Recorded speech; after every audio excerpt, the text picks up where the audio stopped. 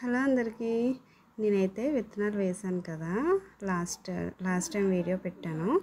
ఇంకా మిరపకాయ అయితే నారైతే స్టార్ట్ అయిపోయింది.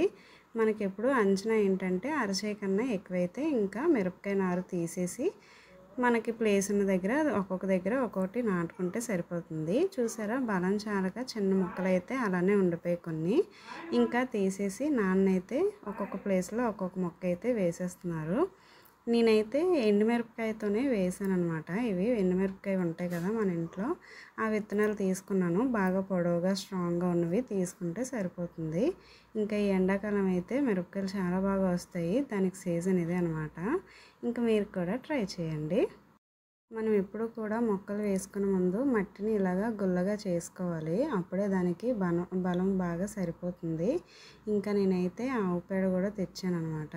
అవి ఎండబెట్టేసి పౌడర్లా చేసి అయితే వేస్తే మొక్కలు ఇంకా బాగా ఎదుగుతాయి. ఇంకా చూసారా, మొక్కలు కూడా చాలా స్ట్రాంగ్గానే వచ్చాయి ఈసారి. నేనైతే ప్రతి మొక్క కూడా మా నాన్నగారితోనే వేయిస్తాను. ఎందుకంటే నాన్న వేసిన మొక్కలు కొంచెం బాగా బతుకుతాయి అన్నమాట. అందుకని నాన్నకి తెలుసు కాబట్టి నాన్నతోనే వేయిస్తాను ఏ మొక్క తీసుకున్నా సరే. మనం ఏ మొక్క వేసిన వెంటనే నీళ్ళైతే వేయాలి. అది పైనుంచి వర్షం పడినా సరే మనం నీళ్ళైతే వేసుకోవాలంట. నాన్నకి వాళ్ళ నాన్నగారు అయితే చెప్పారంట, మా తాతయ్య.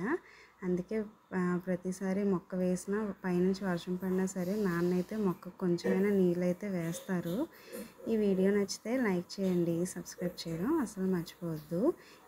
Thank you for watching. Bye bye.